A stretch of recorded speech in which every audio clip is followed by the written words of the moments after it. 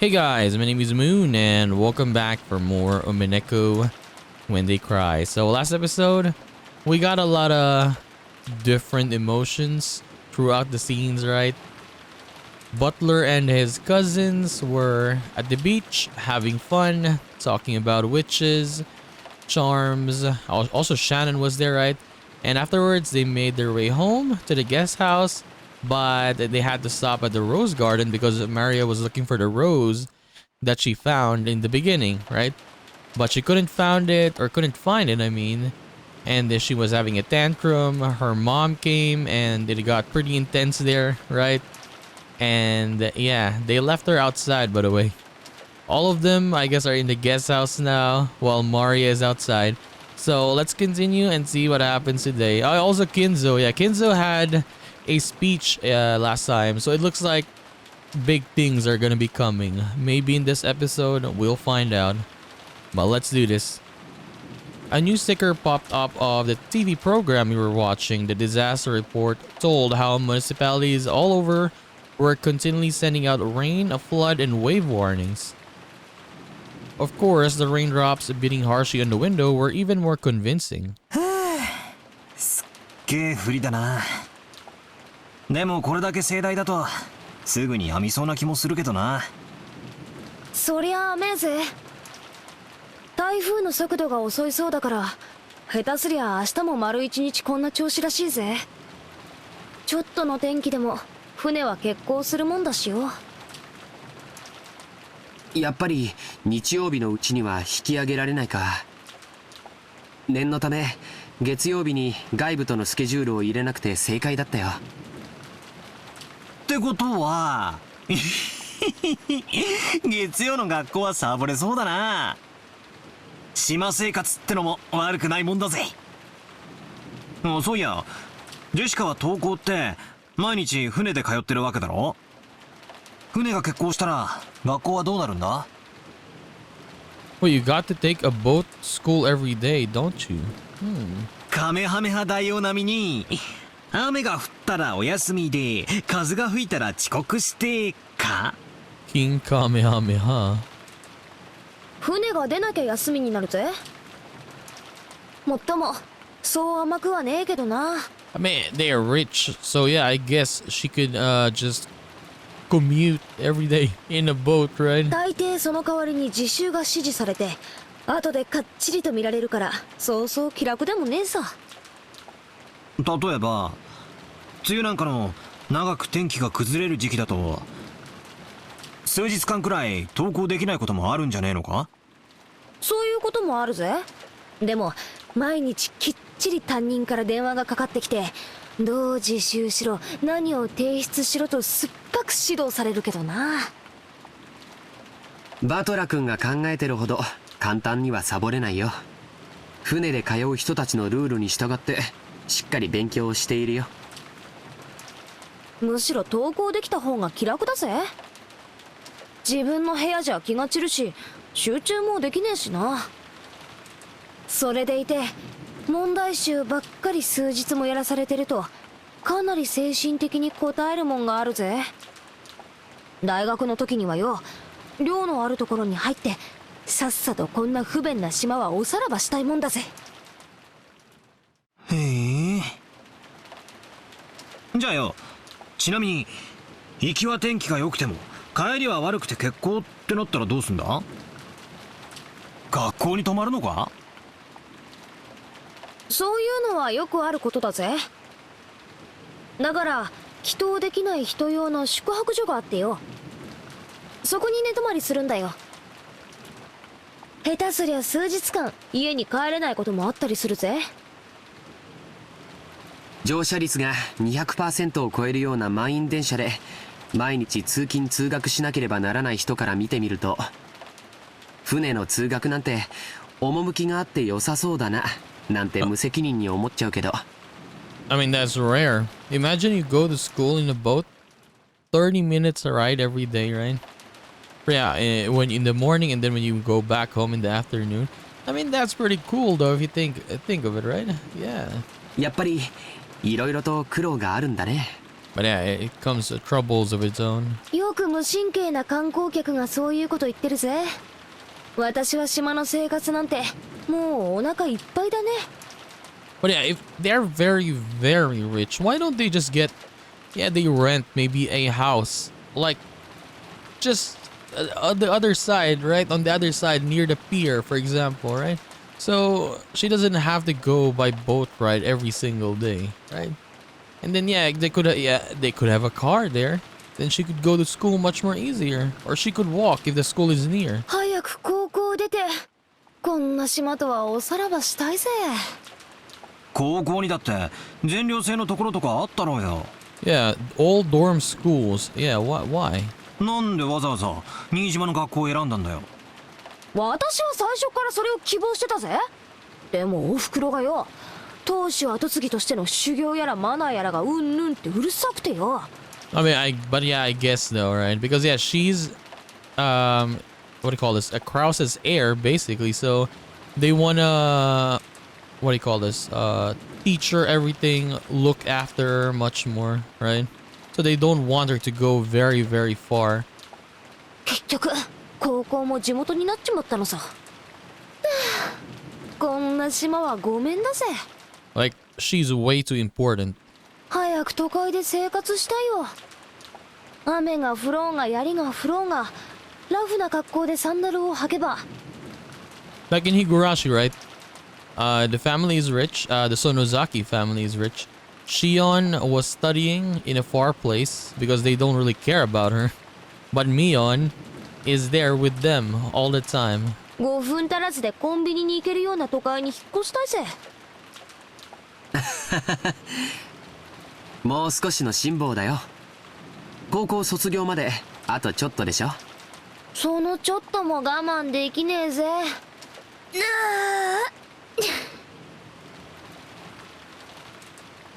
Jessica stretched out and reclined in the sofa.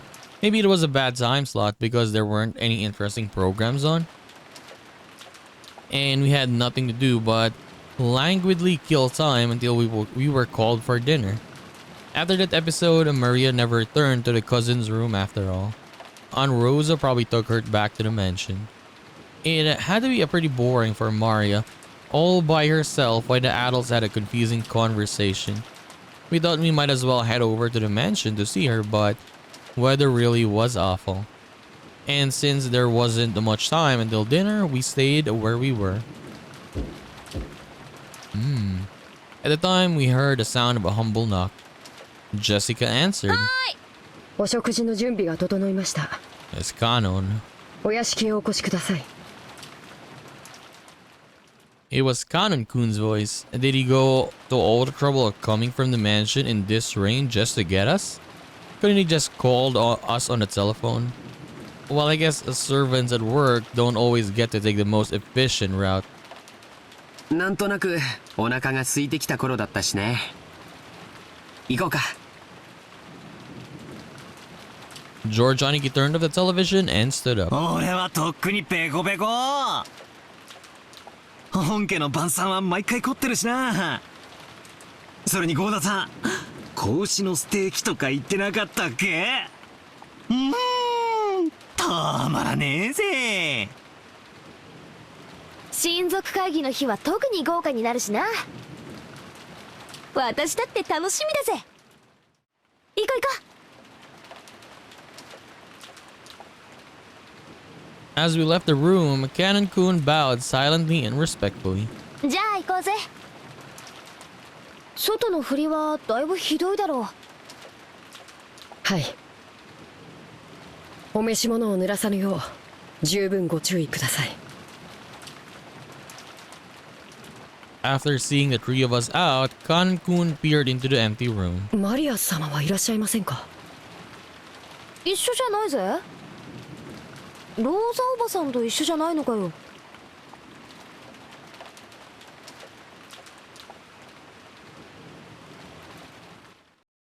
Okay, this is gonna be fun. We're back with everyone. Rosa was lying on the sofa in the empty parlor, having fallen asleep before she knew it. She was bearing a burden that the children couldn't even imagine. That's why she only needed to let her guard down a little before the awareness immediately dragged her into the world of sleep. Realizing this, Genji brought a blanket over to her. When he tried to spread it over her, her eyes snapped open as though she'd been shocked with electricity. ありがとう。源氏さんなのね。 You saw her eyes earlier, right? She was still angry. When she realized that the thing that had touched her was just a blanket and that Genji had been considerably giving it to her, she let out a sigh of relief. 起こしてしまいましたか。失礼いたしました。いえ、いいの。寝るつもりじゃなかったから。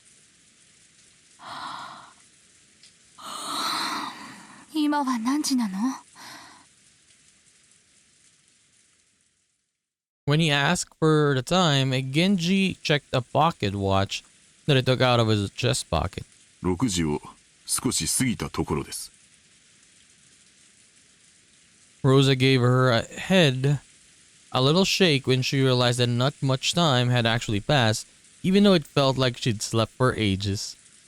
Even though she didn't feel rested at all, the drowsiness that enveloped her must have been pretty deep.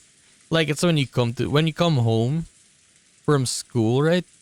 And then when we could come home, go to your room, and then you slept, and then you wake up very sweaty. You thought you slept for like more than 12 hours, right? But it was just like an hour. ありがとう。毛布は結構よ。変な時間に眠っちゃダメね。すっかり時間の感覚が狂っちゃったわ。雨、とうとう降り出したのね。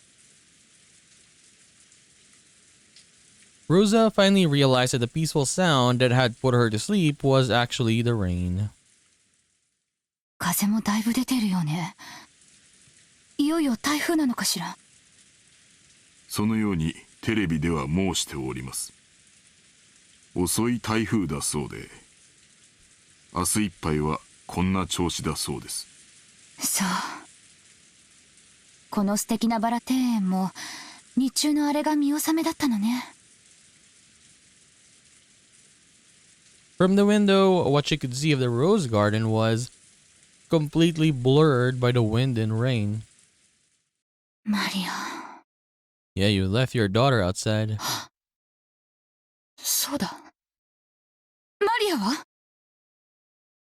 私はお見かけしておりませんが、ゲストハウスにお戻りではないでしょうか。Rosa knew her daughters and nature well, so a chill ran down her spine. Maria was stubbornly honest, and if she was ordered to find something that didn't exist, she would look forever and ever, even in pouring rain. 違うわ。いとこの子たちは先に行ってしまったから、あそこにはマリア一人。あの子は誰かにもうやめろと言われない限り、たとえ槍が降ってこようとあそこに居続けるわ。Yeah, Maria was really fixated on that rose last time. 傘もささずに。私は感情に任せてなんてこと。 Even though she'd known about Maria's simple honesty better than anyone, she'd once again lost control of her emotions and done something terrible. Rosa pushed Genji away and ran down the hall. Okay, she's gonna look for her daughter. The outside really looked like a typhoon and the rain was pouring down spectacularly. Maybe because of some aspect of the terrain, the winds weren't typhoon class, so an umbrella wouldn't be torn out of one's hand. Even so, it certainly was a windy rain. There was no time to admire the roses being drenched. とりあえず今はマリアが気になるぜ。まさかあの後もずっと一人でへそ曲げてあそこでバラ探しをしてるなんてことはないよな。そうだね。さすがにこの雨じゃと思いたいところだけど、マリアちゃんはたまにすごく頑固でものすごく愚直な時がある。We hadn't worried much, thinking that Aunt Rosa had taken her back to the mansion.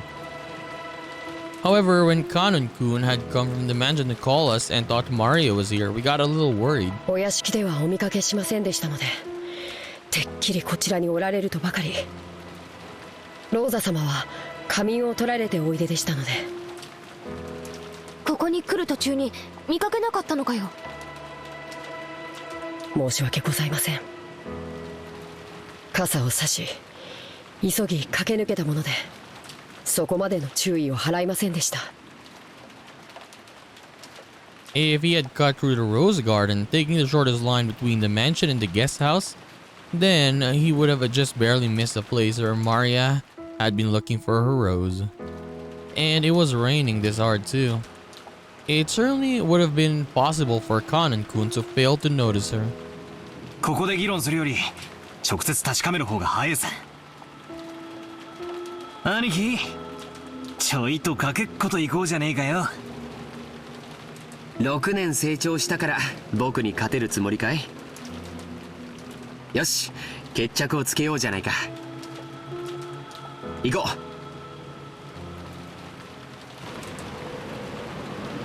George, Aniki, and I flew out into the rain. Jessica and Kanon-kun followed us.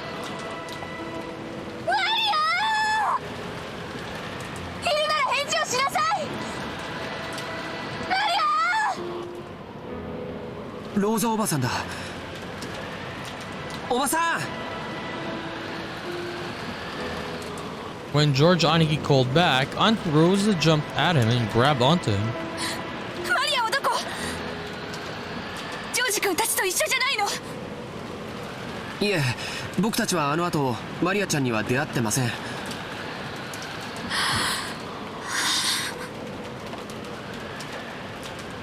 6 years ago, Maria had been 3 years old. She was a cute and pure kid who just accepted whatever anyone said. But 6 years have passed since then. She's 9 now and experiencing the ups and downs of life should have taught her something. But Maria, are you telling me you're still as innocent and pure as you used to be? マリア！ As I circled the rose bed, something white unexpectedly turned to face me. Something white? What? It was a white umbrella. Maria was crouching down, holding a white umbrella and still searching for the rose. So someone gave her an umbrella.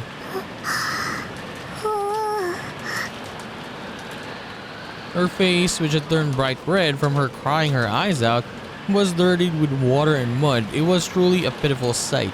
お前まだ探してたのか。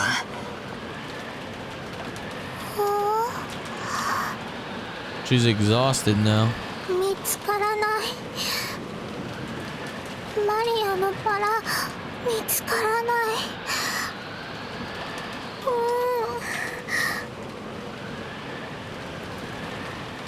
Maria had probably been here since the rain started pouring down.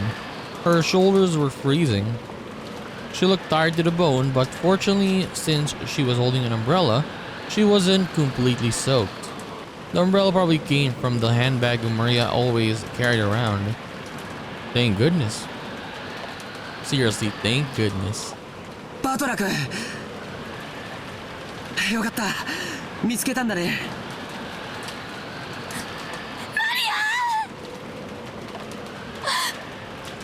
ごめんなさい。本当にごめんなさい。Aunt Rosa threw her umbrella aside and hugged Maria. ない。マリアのバラがない。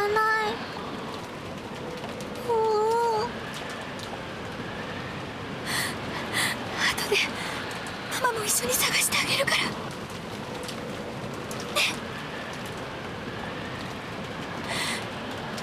だから今日はお預けにしなさい。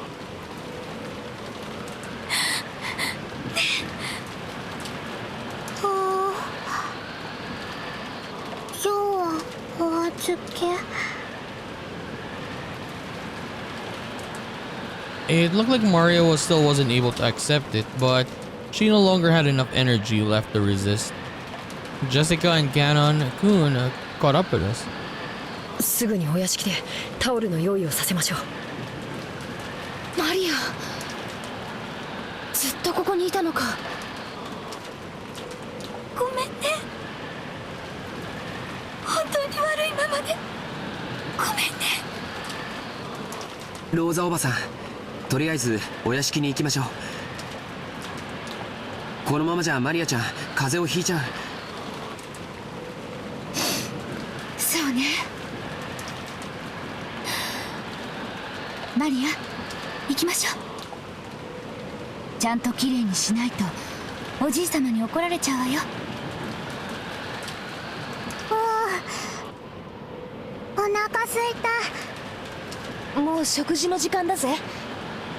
マリアはよく頑張ったよ。天気が良くなったら私たちも一緒に探してやるから。 We couldn't stay in the rain forever, so we took Maria with us as we headed back to the mansion. Maria apparently wasn't as worn out as I thought. When she remembered we were having calf steak for dinner, she started chanting, I'm hungry, and then returned to her usual spirited self. Aunt Rosa didn't chide Maria for saying, ooh. そっか、傘を持っていたのか。さすがマリアは物持ちがいいぜ。マリア、傘なんか持ってない。And then who gave you that then? なんだよ。じゃあその手に持ってる白い傘はどうしたんだよ。貸してもらった。 Some caring person must have brought her an umbrella. A normal kid would look for shelter once it started raining, but Maria was too stubborn to give up so easily. So maybe that caring person gave up on telling Maria to find shelter and then decided to at least give her an umbrella. そう、その人にお礼を言わないとね。誰？ベアトリーチェ。 Oh my god, the music, you heard that? The name cheerfully mentioned was that of the island's a witch. Rosa took a deep breath and asked again, trying to do so in a way that wouldn't damage Maria's good mood. そう、よかったわね。 Wait, don't tell me Rosa's gonna smack her again. それで誰なの？傘を持ってきてくれた人は。おお、ベアトリーチェ。 She's gonna get angry, Rosa is. Maria immediately realized that her mother didn't believe her and started crying out unhappily again. So Rosa stopped pursuing the subject. It'd probably be faster to ask whoever lent Maria the umbrella during dinner rather than ask Maria herself. Okay, thank God. I thought she was gonna get angry again there because Maria was saying this stuff. お父さん、せめて晩餐にだけは出席してください。これでは親族会議になりません。 Along with the dull pounding on the door, the sound of Krause's entreaty could be heard. However, the voice seemed to be resigned to the fact that nothing it said would be heard. 金蔵さん、せめて夕食くらいは出んかね。あんたの顔を見ようと息子さんたちが集まってきてるんじゃないか。黙れ南條。 Silence, Nanjo. ビショップが聞かぬか。言って足りぬ。 Apparently, Kinzo was completely focused on the final battle of his long-lasting chess match with Nanjo. Kinzo's brow was wrinkled as he continued to glare at the game board through his spectacles.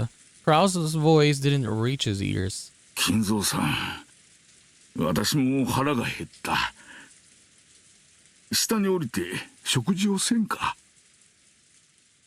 ならばお前だけで行くといい。私はもうしばらくこの一手を吟味させてもらうぞ。今夜で決着をつけてやる。さもなくばお前との決着は金輪際つけられそうにないからな。 What are you saying? It's doubtful we'll finish before the world ends. Nanjo rose from his seat, hoping this would prompt Kinzo to do the same, but Kinzo's eyes never left the chessboard. He knew well that Kinzo always displayed a blind concentration when it came to chess, but he'd never seen Kinzo concentrate as hard as this. It was almost as though Kinzo was telling the truth, and there would never be another chance for them to continue the contest if they didn't finish tonight. It seemed that no matter how obstinately he called out to Kinzo, it wouldn't reach the latter's heart. Nanjo gave up and headed to the door that Kraus was still banging on. The door to the study opened. Kraus was taken aback, thinking that maybe Kinzo was actually coming out. However, Nanjo was the one who appeared, and Kraus let a sigh of relief. 南條先生、親父殿はお役に立てなくて申し訳ございませんな。今や金蔵さんの世界はこの部屋だけです。 Nanjo shook his head with a completely defeated expression. Kraus raised his fist once more and banged to the door, shouting, お父さん、聞こえますか？私たちは下へおりますが、気が向かれたらいつでもおいでください。 Is this the last day, by the way? Or...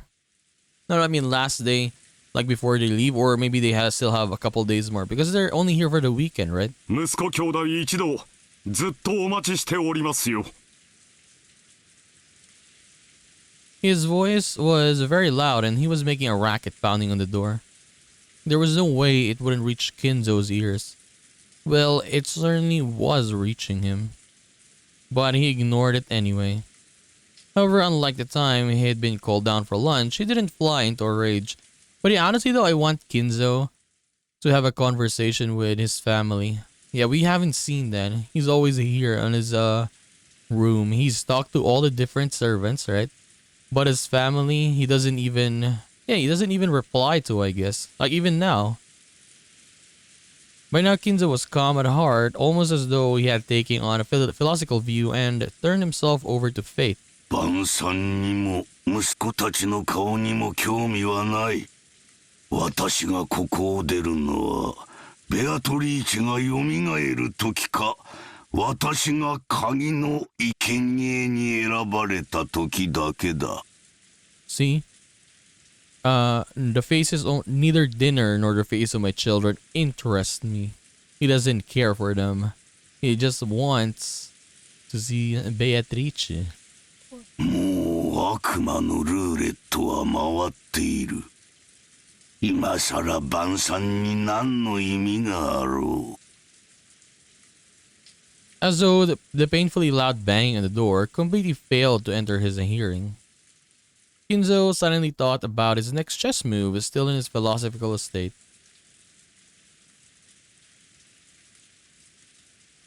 Just as always, Kinzo's figure couldn't be seen anywhere in the dining hall. Kraus, wearing a bitter smile, returned with Nanjo. 親父殿は相変わらずご気分が優れられないそうだ。年に一度の親族が集まるこの機会に同席できないことを非常に残念がられておられた。 Eva and Rudolph. Say that word. I'm not gonna say that. Given Kinzo's personality, there was no way he'd show signs of regret. And none of his relatives showed any regret at his absence. ではディナーを始めようじゃないか。ゴーダ、始めたまえ。かしこまりました。それでは始めさせていただきます。 When Goda was told to start the family conference dinner, his biggest time to shine of the whole year, he nodded with a broad grin. マリアに傘を貸してくれた人は誰かしら? When Rosa timidly cut through the silence of the dining hall, everyone noticed. 傘? 何の話? さっきマリアがバラ庭園にいた時に雨が降り出して誰かに白い傘を借りたみたいなんだけどお礼が言いたくて。俺たちじゃねえぜ。ローザが出てった後は部屋を移してずっと仲良くおしゃべりをしてたからな。はは、そうやで。あの後も兄弟で仲良くおしゃべりをしとったのや。The word friendly fell awkwardly from Hideyoshi's lips. So even those who hadn't been present could tell the conversation hadn't been a pleasant one. 少なくとも私とエヴァとルドルフとあと秀吉さんと桐江さんではないことも確かだがね。 Okay, so pretty much you're saying that it was not them that gave the umbrella. 私たちは夏日姉さんとローザさんが出て行った後もずっと一緒だったわ。食事の時間までずっとね。兄さんは源氏さんと一緒にお父様を呼びに上の書斎へ。私たちはそのまま食堂へ直行したもの。だから私たちではないわね。傘を貸すなんて親切、使用人の誰かじゃないの？ Yeah, maybe it's Sheo. Or maybe it's じゃ actually あ郷田さん Beatrice, right? 私はずっと厨房で準備をしておりましたもので、申し訳ございません。Goda looks slightly disappointed about missing this chance to show off. At that time, Shannon and Kumasawa appeared, pushing a serving cart loaded with the hors d'oeuvres. How do you even pronounce that? じゃあ熊沢さんかシャノンちゃんかしら。何か粗相がございましたでしょうか？ Because Shannon had come in part way, she shrank back, mistakenly thinking that the others were searching for the ones responsible for some error. 違うよ。 She got kinda scared there. マリアちゃんがバラ庭園に一人でいた時に雨が降ってきてね。誰かが傘を貸してくれたんだよ。ローザおばさんがその人にお礼を言いたいって言うのさ。ああ、ベアトリーチェ。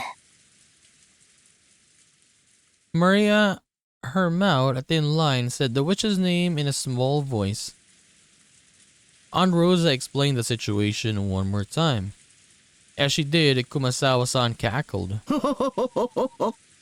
私たちでもございませんよ。 Oh, yeah, everyone is denying it now. 私もシャノンさんも一緒にお部屋の準備をしておりましたから、お外には出ておりません。はい。気が利かなくてすみません。部屋の準備とは何のことかね。この雨ですから、客人の皆さんがゲストハウスにお帰りになられるのも大変かと思って、使用人たちに屋敷内の客室の準備をするように命じたのです。あら、気が利くじゃない。そうね。この雨の中、表に追い出すのは失礼だものね。もう予算か。はい。奥様からそのようにご指示を受けまして、私と熊沢さんとカノン君の3人で準備をしておりました。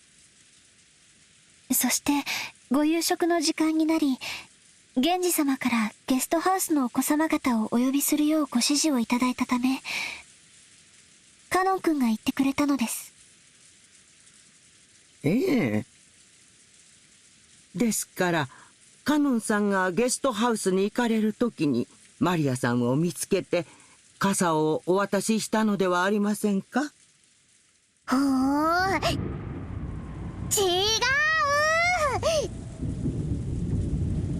The person who had actually received the umbrella denied it. Rosa was troubled. All she wanted to do was give a word of thanks to the person who had lent the umbrella, but she couldn't find them. And she thought asking like this at everyone gathered for dinner would work immediately. じゃあ夏日姉さん。ごめんなさい。私は皆さんとの仲良くの語らいの後、頭痛がひどかったので自分の部屋で休んでいました。ですから表へは出ていません。なら誰なの？ジョージ君たち？なわけないわよね。いえ、僕たちじゃありません。僕たちはずっとゲストハウスでテレビを見てました。むしろ私たちは、マリアはおばさんと一緒に屋敷に行ったとばかり。そこへカノン君が来て、マリアは一緒じゃないのかと聞いたんで、初めて屋敷にはいないのかって分かったんだよ。第一俺だったら傘を貸すより先に手引っ張って屋根の下に連れて行くぜ。 Rosa was completely baffled. One by one, the relatives and the servants denied that they had done it, even though it really wasn't something anyone would need to hide. So by process of elimination, the number of remaining candidates wasn't large. もちろん私でもありませんな。雨が降り始めてすぐの頃、金蔵さんの部屋を訪ねて、ついさっきまで一緒にチェスをしておりました。ということはおじいさまでもないよね。なんだなんだ、妙な話になってきたぜ。あと残るのは誰だ？ Yeah, the only one left is grandfather. じゃあ誰？源氏さん？ちょっと待って、勘違いしないでくれる？別に私は何かの犯人探しをしてるんじゃないのよ。雨の中のマリアに傘を差し伸べてくれた人に母としてお礼が言いたいだけなの。 Giving an umbrella to a girl loitering in the rain was something to be praised, not hidden. Despite that, no one raised their hand. Why not? Everyone started whispering about how strange this was getting. 落ち着けよローザ。傘を借りた本人に聞けばいいじゃねえか。 That's what everyone had been thinking since the beginning. They were all scratching their heads at why she didn't just ask Maria, who had been given the umbrella. However, Rosa bit her lower lip. After all, she already knew how Maria would answer if asked. どうりや。ルドルフ君の言う通りやないか。マリアちゃん、おじさんに教えてえな。マリアちゃんに傘を貸してくれたのは誰や？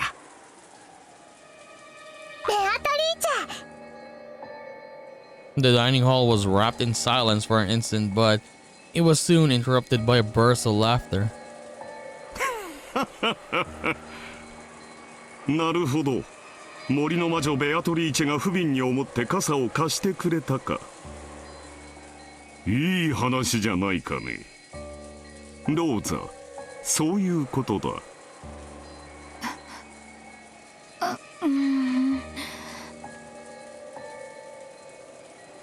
Rosa couldn't believe it. Even though she wanted to say thanks for the umbrella, why did everything have to be so clouded in smoke? クラウスおじさんの言う通り、ベアトリーチェが貸してくれたの。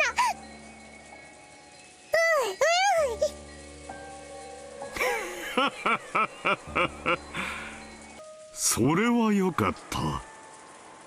無垢だというのは実に羨ましいことではないか。なあ、諸君。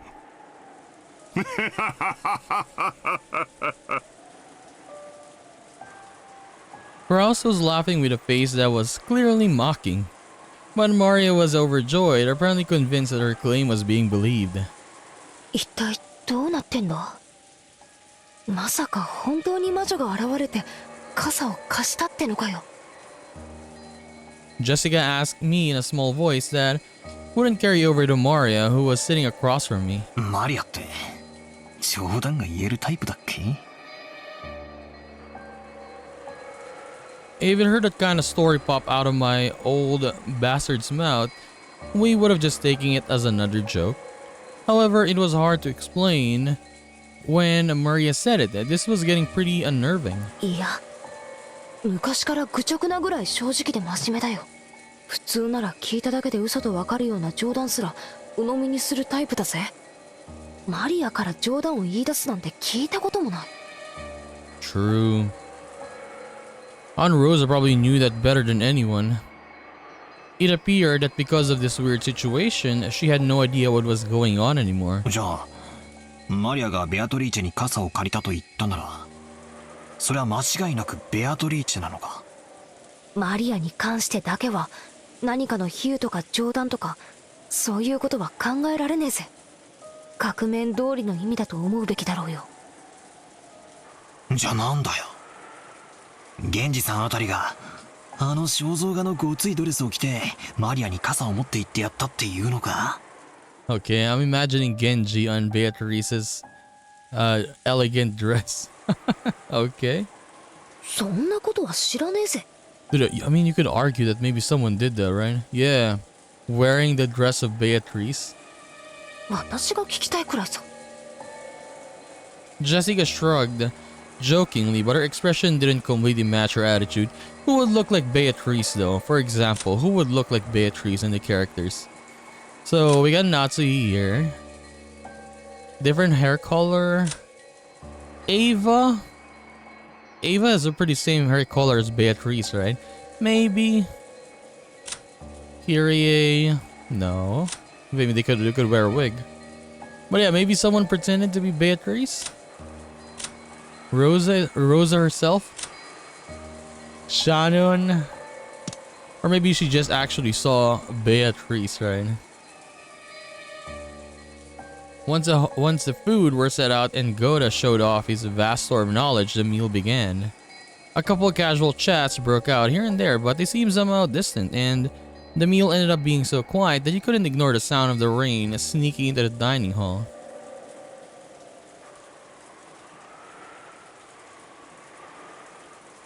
Kumasawa-san and Shannon, pushing the serving cart, ran into Genji and Kanon on their way to the kitchen. ケンジさんですか？マリア様に傘を貸されたのは。傘？何のことだ？はい。雨が降り出した時にマリア様は一人でバラ庭園におられたそうで、そこでどなたかに傘をお借りになったそうなのですが、それがどなたかわからないのです。僕じゃないよ。マリア様はゲストハウスにいると思ってたくらいだからね。バトラ様が最初に見つけられた時にはもう白い傘をお持ちだった。申し訳ないが、それは私でもない。じゃあまさか親方様でしょうか。That left only Kinzo, but maybe he went walking down the corridor for some reason. 何かのご用で廊下を歩かれている時、偶然バラ庭園に傘もささないマリア様が見えたとか。親方様はマリア様のことをあまりお好きではない。同感だね。親方様がマリア様のために直々に開花までお越しになって傘をお持ちくださるとは考えられないよ。あら、困りましたわね。ではマリア様に傘をお貸しになられたのは本当にベアトリーチェ様ってことに。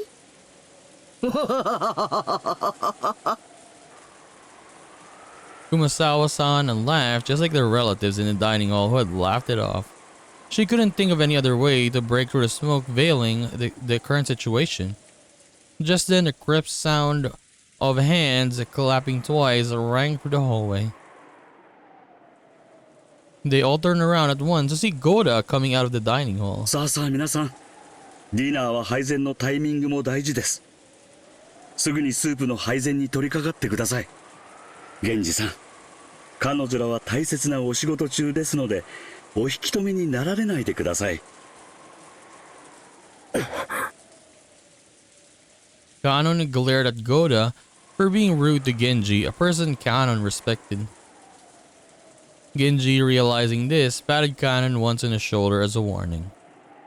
Kanon reluctantly turned away and returned his expression to normal. ゴーダの指示に従いなさい。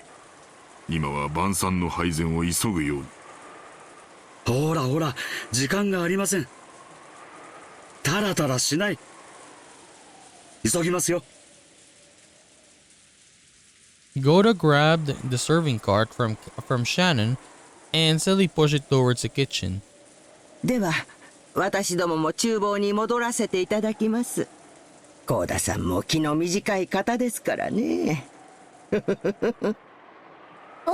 私もこれで失礼いたします。Kumasawa and Shannon left. Only Genji and Ikanon remained. Through the window, the darkness of the rainy night could be seen, along with the occasional thunderbolt. 源氏様、ベアトリーチェ様が本当にお戻り。わからん。親方様にお知らせしますか。せずともよい。本当にお戻りになられたなら、やがておのずと親方様の前へ現れよう。If she truly has returned, she will eventually appear before the master of her own accord. それに、あれは気まぐれなお方。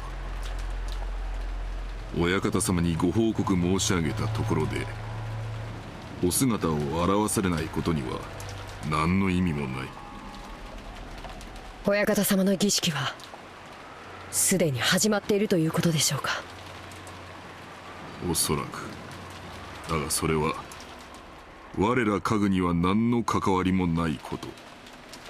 親方様に受けたご恩を最後の瞬間までお返しするのみだ。はい、それが僕たち家具の務めです。 Furniture's duty. Why do they keep calling themselves furniture? The thunder crashed once more. Except for those instants when lightning lit up the sky and nothing could be seen out the window but the darkness of night. Just as humans rule when the sun is up, those that are not human rule when the sun is down. The darkness of night that now surrounded Rokinjima was ruled by another master, not the Ushirimiya family. Did this master take pity on Maria when she was alone and being pummeled by the rain in the rose garden, lending her an umbrella? Kanon looked at the rose garden's lights, dimly visible beyond the window. The dim lights weren't enough to illuminate the surrounding area.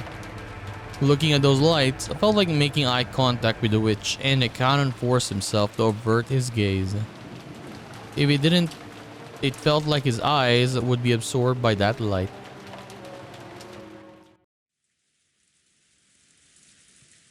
Can the weather change how people act? You often hear stories about things like atmospheric pressure can influence people's mood and physical health. For some time now, everyone had been struggling to clear the gloomy atmosphere. But any conversation was quickly cut off, and in the end, the dining hall was simply filled by the sound of the rain. Dessert was some kind of chocolate cake, accompanied by pear sherbet. Goda-san enthusiastically explained the recipe as soon as his final dish was presented, but I quickly forgot the details. The guest of honor, grandfather, was absent. The weather was horrible, and the identity of the one who lent Maria an umbrella remained a mystery. When dinner ended, no one felt even one bit refreshed. It was too late now, but I realized painfully that the taste wasn't the only important part of the meal. The whole atmosphere was also critical.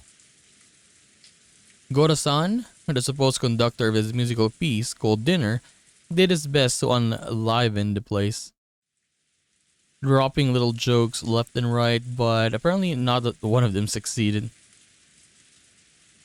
After taking orders for after-dinner coffee, tea, and orange juice, he left for the kitchen.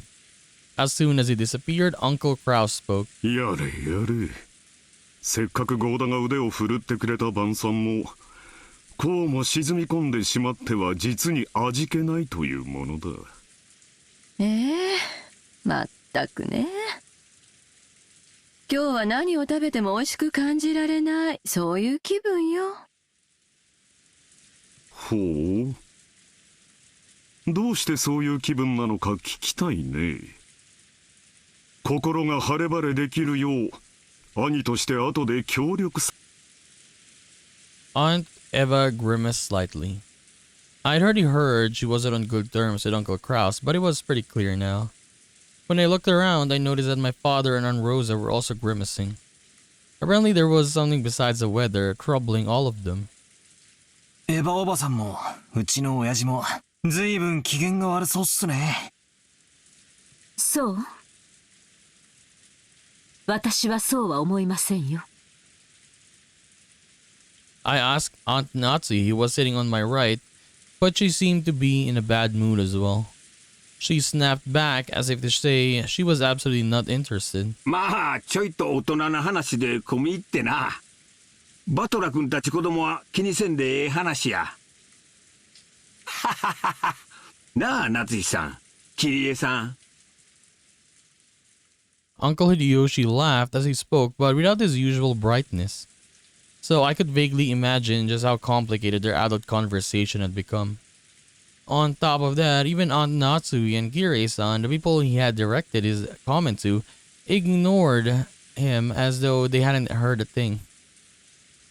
I didn't know what kind of conversation they'd been having while his kids were away, but it reminded me of how Dad said he had stomach cramps when he arrived at the mansion. The family conference might have been a playful reunion to his kids, but it was definitely different for the adults. After Uncle Hideyoshi's comments was ignored by the other adults and an awkward silence fell over the room, Kirie-san spoke up. 子供たちの進路はどうなるのかしらとか、そういう話よ。バトラ君は将来はどうするの？ぼんやりと大学進学？そんなのじゃ長い人生レースのスタートラインとしては心細いわよ。あいたたたたたった。キリエさん、飯の最中にそんな話されちまったら、消化不良で便秘になっちまうぜ。そうやそうや。バトラ君やジェシカちゃんの進路の話をしとったんや。将来のことは真剣に考えんとあかんで。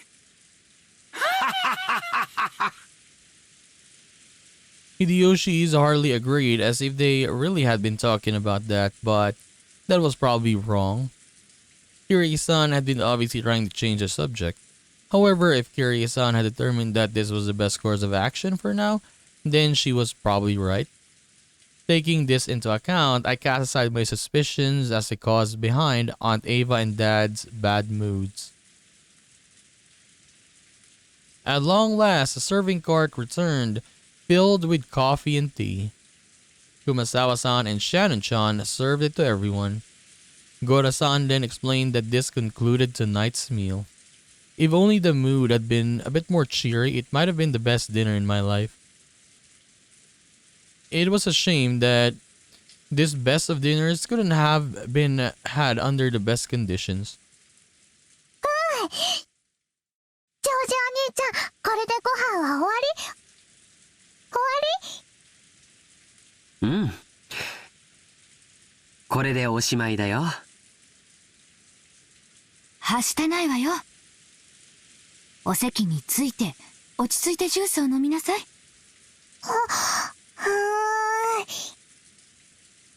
Maria looked like she was really excited by occasionally crashing thunder. By the occasionally crashing thunder.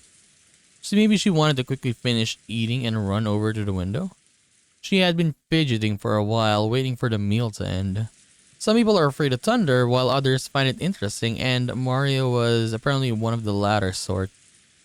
Therefore, she heard from George Aniki that the dinner was over.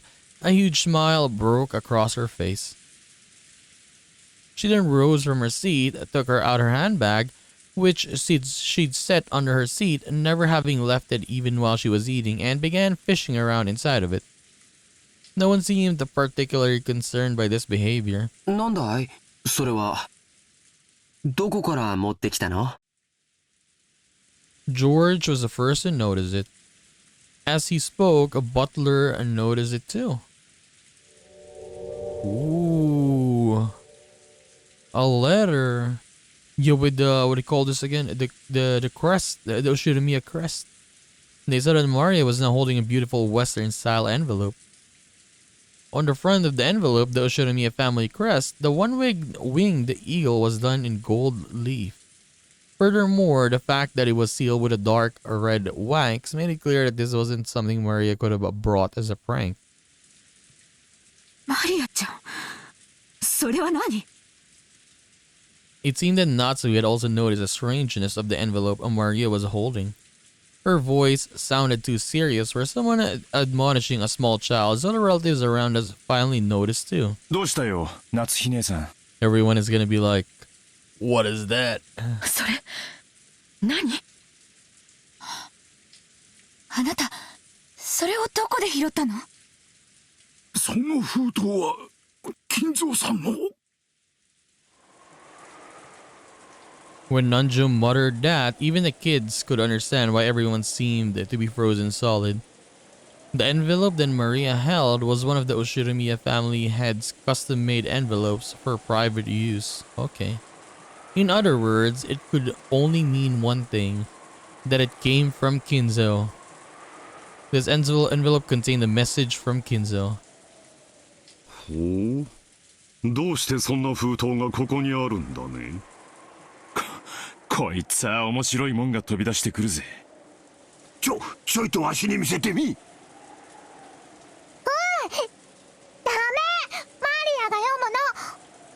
Okay, she's gonna read it. This is gonna be much more creepier because Maria is gonna read it. Okay.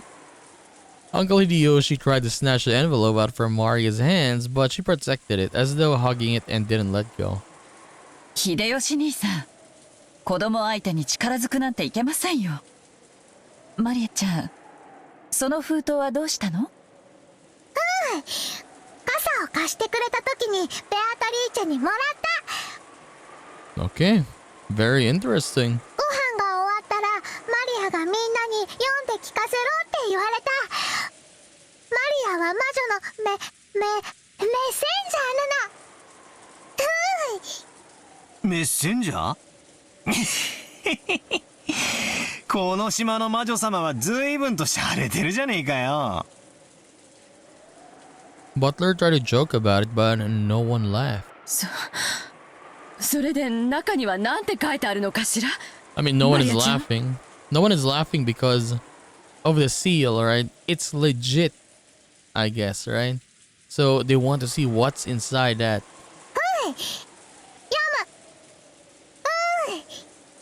Okay, read it. Maria casually opened the envelope. It was sealed only with wax, so she had just had to remove the sealing wax to open it. The sealing wax fell onto the desk. Hideyoshi hastily picked it up and started fixating at it. He then set it at the center of the table where Natsui, Kirie, and Nanjo stared at it. Imprinted in the sealing wax was the one-winged eagle, which was the Oshirimiya family crest, and also Kinzo's personal crest. これは当主様の紋章？私は金蔵さんに手紙をもらったことがあるからわかる。これは間違いなく金蔵さんの風浪だ。でもこのお屋敷にはそれと同じ紋章がいくつもあるのでは？例えば風浪用のハンコのようなものがあれば金蔵さんでなくても風浪はできるのでは？いや、金蔵さんは風浪には必ず自分が指にしている後宮家当主の証の指輪で刻印をする。Okay, so his ring had a, I would call this, a mark on it that he would use to seal the wax whenever, right? So put his crest on it, I mean. この形や複雑な意匠は間違いなく金蔵さんの風浪だ。But yeah, he threw out the ring though earlier, right? そうとは限らんよ。親族であれば一度くらいは親父の手紙を受け取ったことはあるはずだ。その風浪をもとに偽の紋章を作り、親父殿を語って刻印した可能性が否めない。兄貴に同感だ。風浪に刻印されている紋章がどれだけ親父のものに酷似していたとしても間違いなく親父のものであるとは証明不能だぜ。だからその封筒が親父のものであるという証拠にはならない。私も全く同じよ。風浪の刻印だけでお父様の手紙だなんて決めつけることには同意できないわ。南條先生、曖昧な言葉は慎んでいただけるかしら。これは失礼。出過ぎた口でしたな。One after another, all the siblings from Kraus on downwards rejected Nanju's statement, saying that the envelope Maria held wasn't necessarily from Kinzo. They were afraid. They feared from the bottom of their hearts that Kinzo's intentions were written in there and that it might be some announcement regarding the inheritance that would be decidedly unfavorable to them. Yeah. マリア、その封筒は傘を貸してくれた人がくれたのね。うーじゃわからないでしょ。 I don't know what "oo" means. そうなの？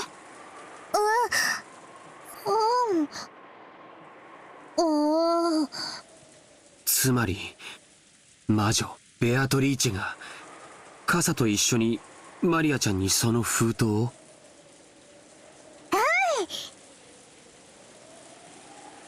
Maria nodded forcefully. 主人に私も同感です。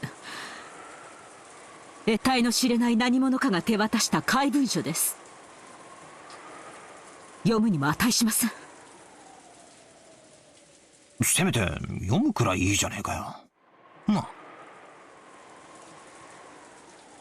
Butler said to Jessica in a small voice, trying to act tough, but Natsuhi heard him clearly and glared at him with threatening eyes. それでマリアはそのベアトリーチェに食事が終わったら読めって言われたんだな。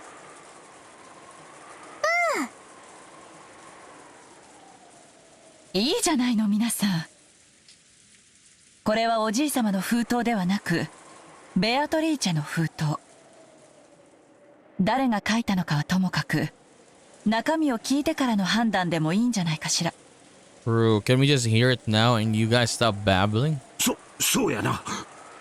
お父さんが書いたとは限らんが中身が気になるんは事実や。マリアちゃん、さっきは無理やり取ろうとしてすまんかった。謝るからみんなの前でそれ読み上げてくれんか。マリア、読みなさい。As all the relatives stared fiercely at Maria, she spread the letter open with a rustle. 本当に親父の手紙だと思うか？ありえんね。親父殿が私たちに何かを発表するときは直接でなければいつだって源氏さんを通してじゃないか。 Well, it's different now. このようなこじゃれた方法でするとは思えんね。そうよ。マリアをメッセンジャーに？それこそお父様の趣味じゃないわよ。ローザ、これはマリアちゃんが私たちを脅かそうという何かの隠し芸なんでしょ？マリアはそんな気の利いたことができる子じゃないわ。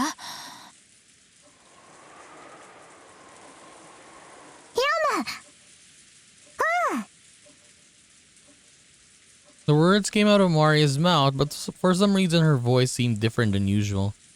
Everyone went suddenly silent. Okay, here we go.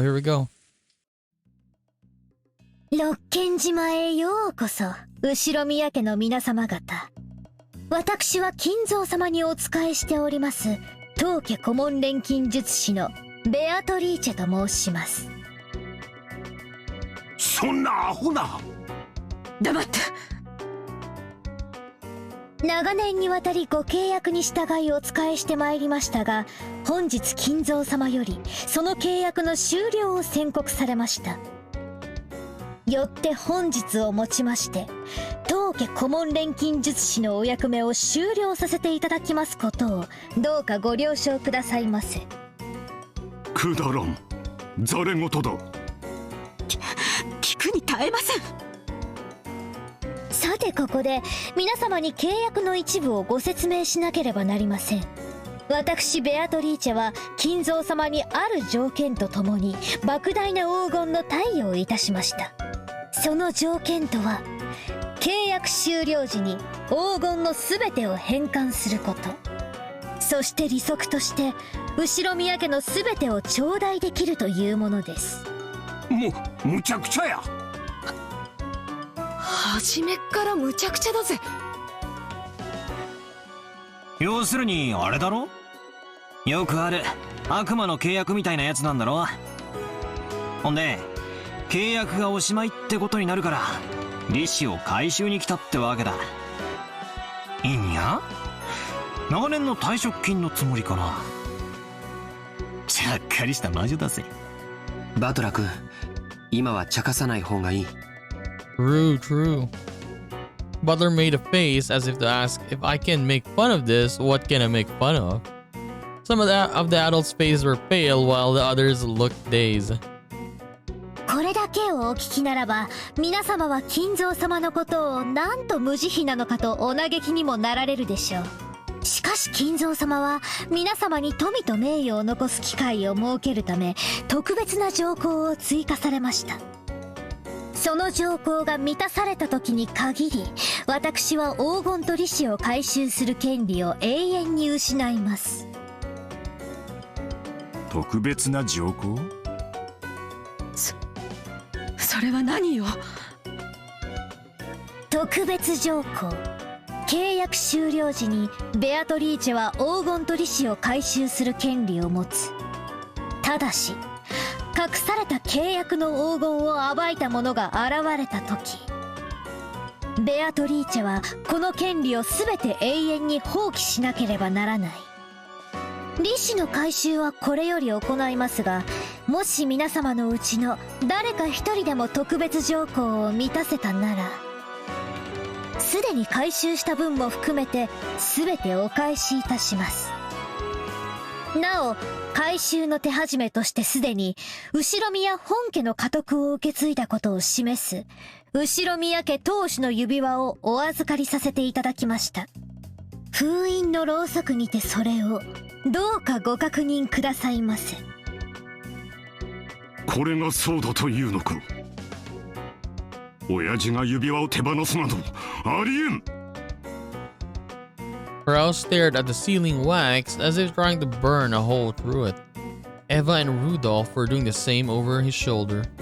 確かにチェスの時、金蔵さんの指に何か足りんような違和感は感じ取りました。南條先生、おぼろげな記憶でいい加減なことを言わないように。その心眼をここでは測れないわ。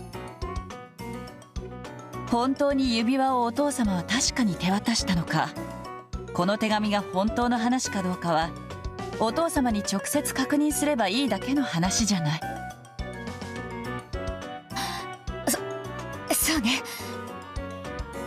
桐江さんの言う通りだわ。果たして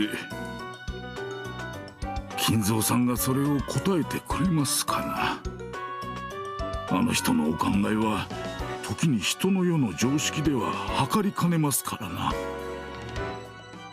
どのみちざれ言の息を出んね。第一、黄金幻想自体が親父殿のまやかしだ。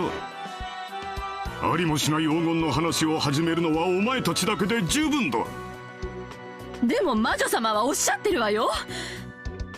黄金を見つけた者に家督と全ての財産を引き渡すってね。つまりベアトリーチェ様はお父様の顧問弁護士もしくは金庫番でもあられるってことじゃないのかしら。このような怪しげな文章を子供に託すような怪人物を信用することなどできません。兄貴、腹を割ってもらうぜ。兄貴の知らない人物が親父の財産管理をしてるようなことはあり得るのか。いや、それはない。私は当主代行として親父殿の全ての財産を把握している。私に知られずにそれらを自由にできる人間はいないはずだ。じゃあつまりクラウス兄さんの把握していない財産ってことじゃないの？バカな、そんなものあるわけがない。あるわよ。兄さんが把握していないお父様の資産。Yeah, the gold, right? そんなものあるわけがありません。いや、あるで。それがお父さんの、いやベアトリーチェの隠し黄金や。話を整頓しよう。つまり親父には兄貴も知らない腹心がいた。そしてそいつはずっと黄金の番と運用を任されてきたわけだ。あるいは悪魔の契約まがいのルールで融資した神塚の大富豪か。その腹心のベアトリーチェさんは自分の黄金を融資する相手として息子兄弟の誰がふさわしいか試したいということなのかしら。mysterious question was one that all the siblings wanted answered. Upon reflection, they realized that Kinzo's strange epitaph had hung in the hall beneath the witch's portrait for quite some time. And while it had been long whispered that whoever solved the puzzle would receive everything, no one had ever clearly stated it. It was just something that everyone had hoped might be true. And right here, right now, the thing that they'd hoped for had been clearly stated in Beatrice's letter. It clearly specified that everything of the Oshiromiya family would be given to the one who found the gold. 黄金の隠し場所については、すでに金蔵様が私の肖像画の下に碑文にて公示されております。条件は、碑文を読むことができる者すべてに公平に。黄金を暴けたなら、私はすべてをお返しするでしょう。それではどうか今宵を、金蔵様との知恵比べにて、存分にお楽しみくださいませ。今宵が知的かつ優雅な夜になるよう、心よりお祈りいたしております。黄金のベアトリーチ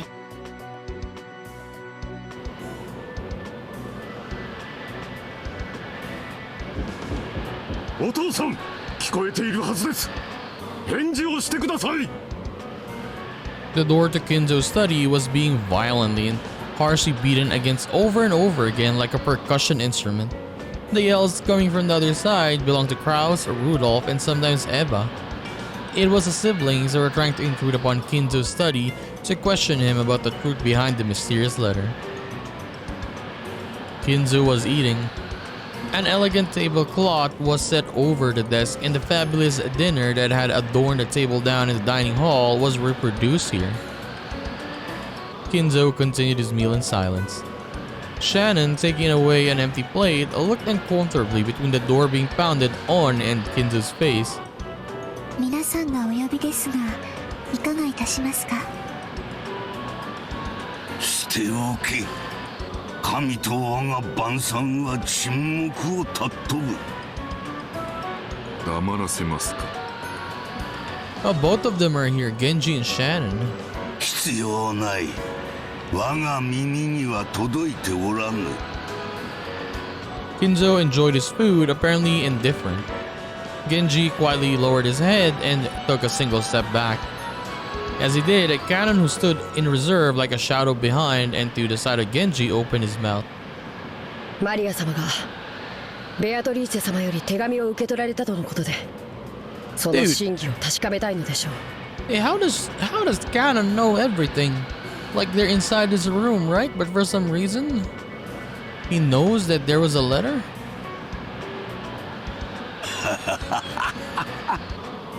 あやつめ、早速始めおったか。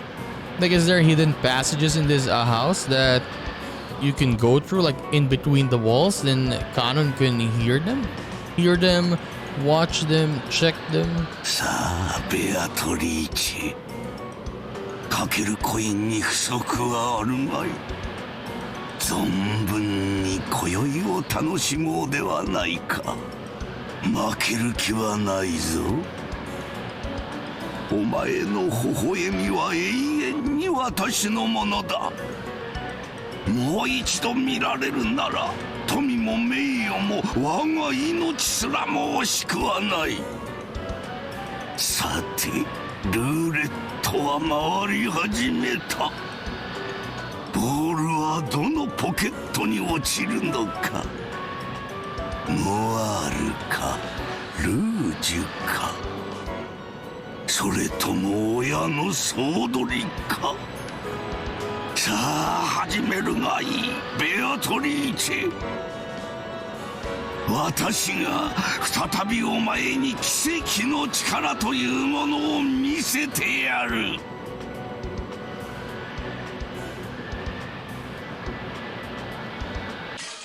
Okay, we cracked. Here we go. We're beginning, I guess. Oh, it's 10 now. 10 at night. Okay, so yeah, I guess we'll take a break here. But yeah, how does Maria? Why is Maria talking like that normally, right? No moaning sound. So it's kind of like in Higurashi. Yeah, I don't want to spoil anyone if you haven't checked Higurashi out. Okay, just mute this or whatever. But yeah, in Higurashi, Rika, right, has her other voice, the voice she uses when she's around her friends, and then she has this deeper voice as well, right? Is this gonna be kind of similar to that?